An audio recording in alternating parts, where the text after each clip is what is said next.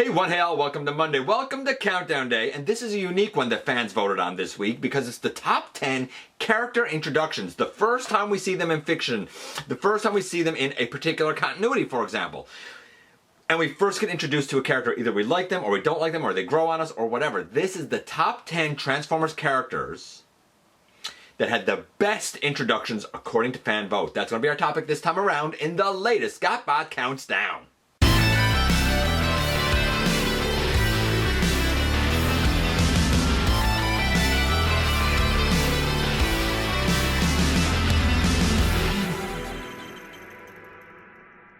Hey one, hey all, welcome back to the channel. I'm your host, your most humble of hosts, Dennis Moulton, aka GotBot. As always, please like, comment, share. Of course, subscribe, and while you're at it, light them up, baby. Hit that notification bell, please. It helps me out a ton. And let you know when content of all sorts goes up here on the channel. Check out Machinery of Man, The Everything Factor, all the groups that I'm either a mod or an admin for, as well as all of my social media links. All of that's in the description down below.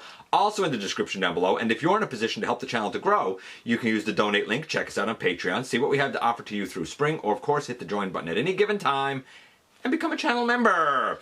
So, like I said, this is going to be the top 10 character introductions. The first time that we meet characters and kind of the impactful nature of them when we first see them, read them, hear them, whatever the case might be. We do have one honorable mention. This is, I think, a really good one because I remember this one. And it is from Beast Wars, and it is the introduction of Transmetal 2 Dragon Megatron and the way that he rose up after becoming Transmetal 2 and splayed out the wings and presented himself. Personally, I think that a lot of people say that the CG has aged really, really badly with Beast Wars, and indeed it doesn't stack up to the CG we have nowadays, but I think it's aged better than some things that actually came later. And even to this day, that image, I suppose, of, you know, him rising, splaying out, that first transformation, we know that, you know what, yeah, it's the Beast Wars Megatron that we know, but boy, oh boy, is he ever amped up to the most dangerous levels possible. That's the way I felt. That's the way I still feel when I see that scene. It's an honorable mention. Did not make the list. What did? Who did? You know what we're going to do? We're going to do as we always do, and we're going to kick things off with number 10 first. Kicking us off at number 10, we have Devastator, G1 Devastator. Now, this is a third-party KO of DX9's Hulky, but I'm just using it as a, you know, my standard representation for Devastator. Devastator, of course, as we know in the backstory, was brainwashed by Megatron, and that's when they stopped being friends with Omega Supreme. Learned that in the secret of Omega Supreme, and of course they started following Megatron. However, our first kind of in-fiction introduction to the Constructicons was during the episode Heavy Metal War, when they were thwarting or working on driving back the Dinobots. This is the episode where Hound uses the hologram of, is it Halanix Maximus? Is that one? Is that what the name is? That, you know, huge, like, gigantic hologram that actually distracts Devastator long enough for Optimus to shoot him in the chest, and the component pieces fall apart. The first combiner, a dangerous combiner, and he would come back time and time again, especially to be an adversary for the Dinobots. The introduction of the first combiner, Devastator, sticks in the minds of fans well enough that he was able to take the number 10 slot. Coming in at number 9, we have Primus. So Cybertron itself in a lot of iterations. Now, I can't really point to one particular fiction. Granted, his introduction in the Unicron trilogy is probably his most popularized.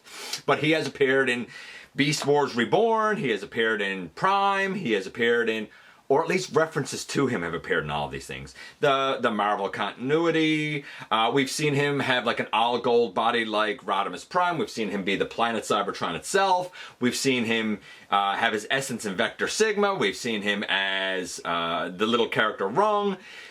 The institution, I suppose, of the god character of Primus to go against the devilish character of Unicron came much later than the introduction of Unicron. But since then, the whole God, Devil, Primus, Unicron kind of lore and backstory has really caught on. It's not the origin story or the creation story that all Transformers fans follow. Some of them still see the creation of the Transformers by the Quintessons as the origin story, even though that's been retconned in Beast Wars Reborn, I believe, as, yeah, they were just manipulating a young species. Nevertheless, the introduction of Primus is a significant character, and it is the thing that is usually referenced when we talk about the Well of Allsparks, when we talk about Vector Sigma, when we talk about the concept of a spark itself being a piece of Primus itself. The introduction of the character changed a lot of the lore, and a lot of what we know and love today grew from the introduction of Primus, in whatever iteration you know him from. For me, I know him to begin in the Unicron trilogy, but you may have entered the character of Primus, or entered into knowledge of the character of Primus at a different point. Yes, Primus, the god, so to speak, of the Transformers. Significant character, significant introduction across many fictions from the precursor world right through to Prime. Although I don't think the animated world has a Primus figure, or a Primus entity, if you will. Go figure, right? Anyway, Primus, the introduction of him takes the number 9 slot.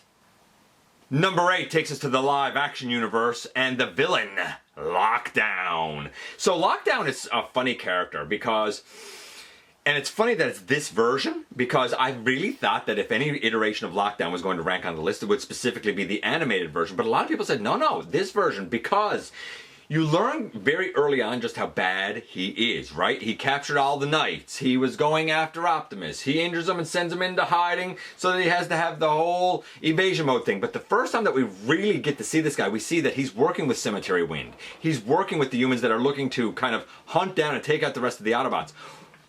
Our first kind of introduction to the guy is really him hunting down Ratchet mercilessly. We learn quickly about his hook. We learn quickly about his gun face. And he establishes himself very early on as cold, callous, calculating, and dangerous. And carries that threat all the way through the film to a final battle with Optimus Prime himself. Yes, Age of Extinction Lockdown is a threat that fans remember. And he takes, based on his introduction, the number 8 slot. Number 7 sticks with the live-action universe and the original introduction in the 2007 film of Optimus Prime. Now I know that this is the Age of Extinction Optimus Prime. It was just a live-action Optimus Prime that I had around. Actually, it's not mine. It belongs to one of the scraplets. And it's his, but like, I wanted a live-action Optimus. In the original 2007 film, of course, we know that they, come in as protoforms. They get Earth modes. But man, oh man.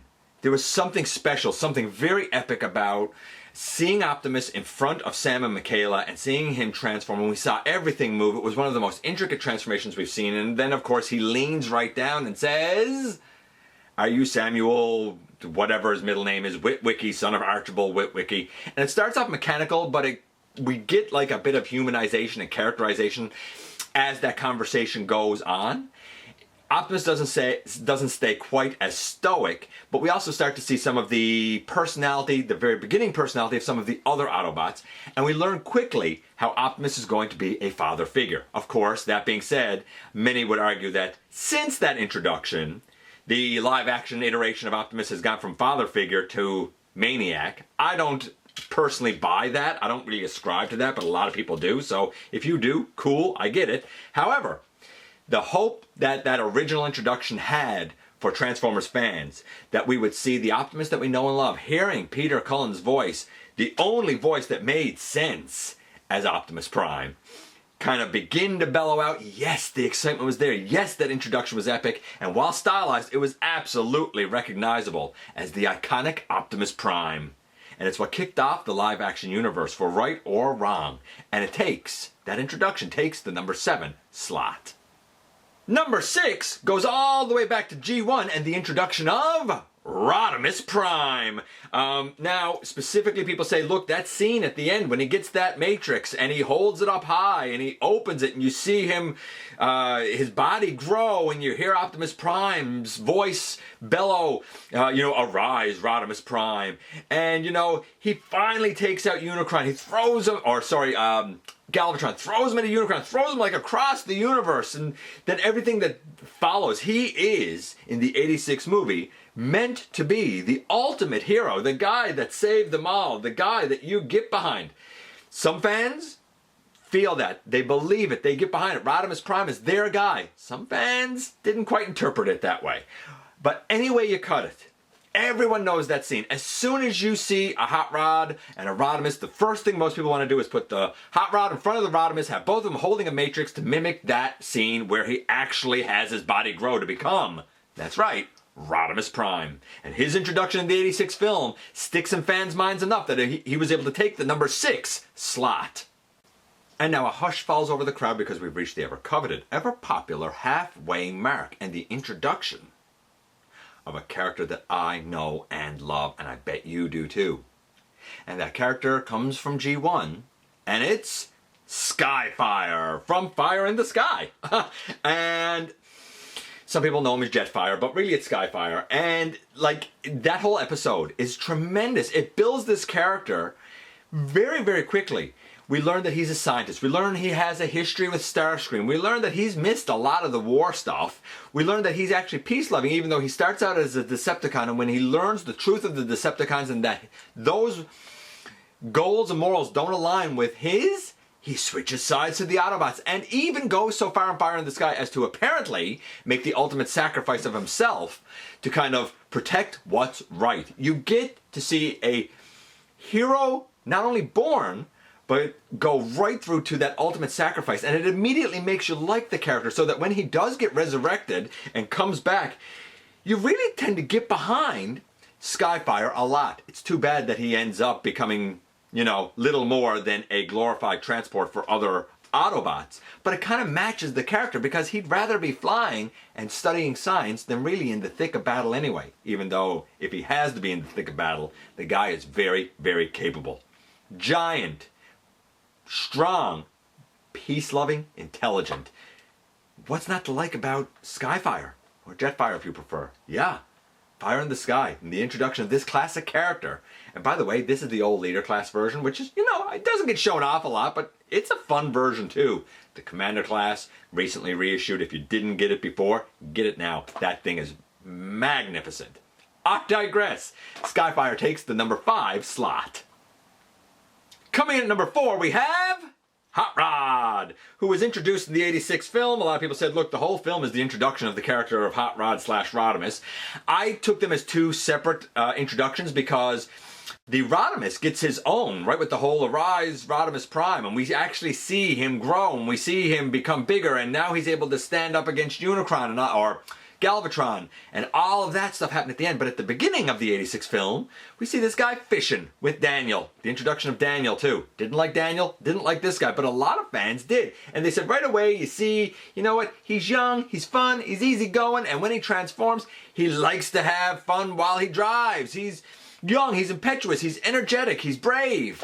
That's all stuff people said. To me, I don't know. I guess I'm more like Cup. You know, you turbo, revving young punk. And that's the way I took him. I always related more to Cup. A lot of people said that they related to this guy, and that's why they liked his introduction. I never did. I just saw him as childish and irresponsible. I don't know.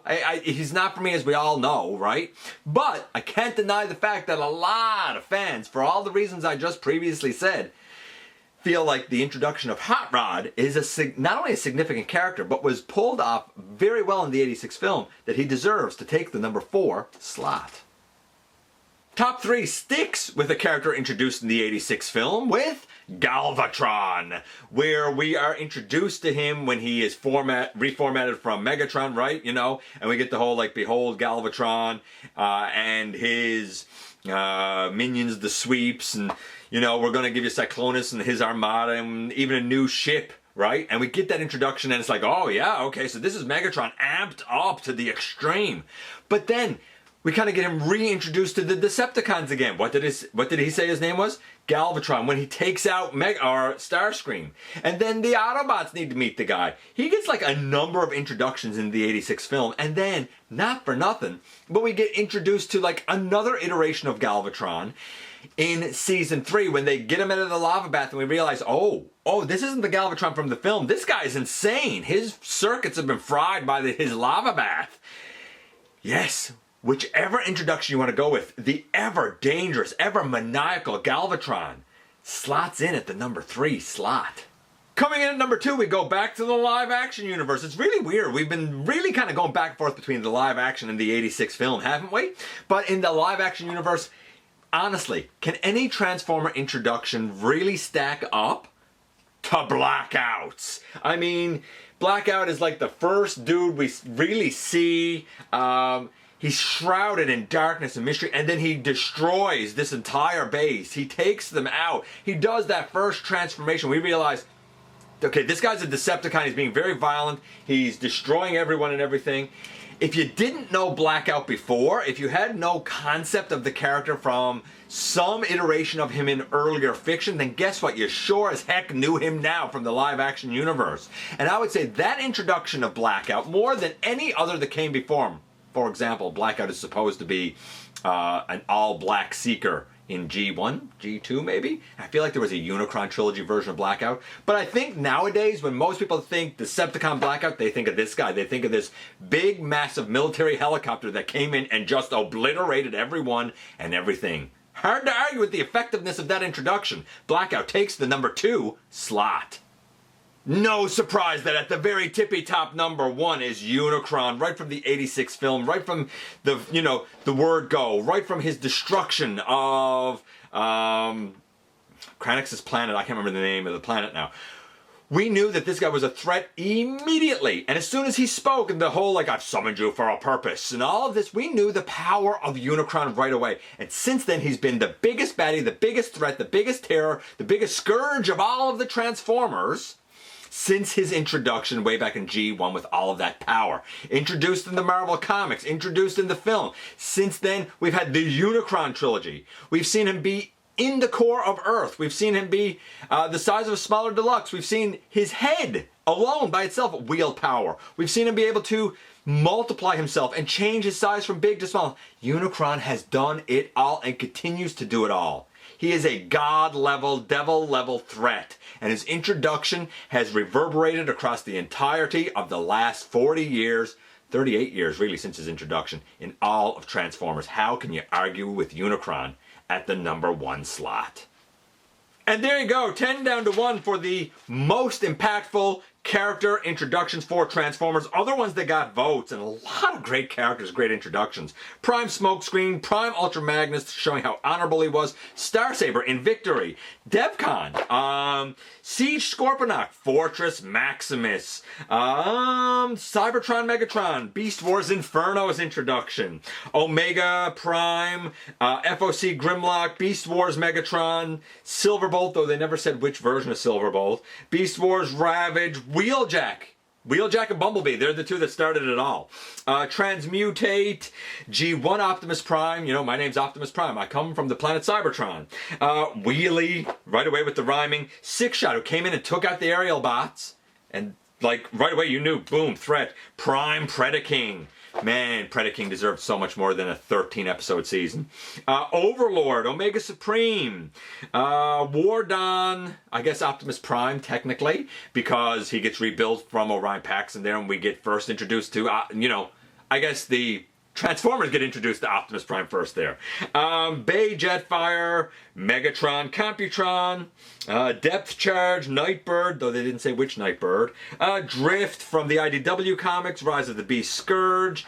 Death's Head, Transmetal, Optimus Primal, I don't know, and Windblade. Them and so many more characters with memorable introductions. Did your favorites make the list or not? I appreciate you guys coming by, giving me some of your extremely valuable time. I do know how important it is to you. If you're in a position to help the channel to grow, you can use the donate link. Check us out on Patreon, see what we have to offer to you through Spring, or of course hit the join button at any given time and become a channel member.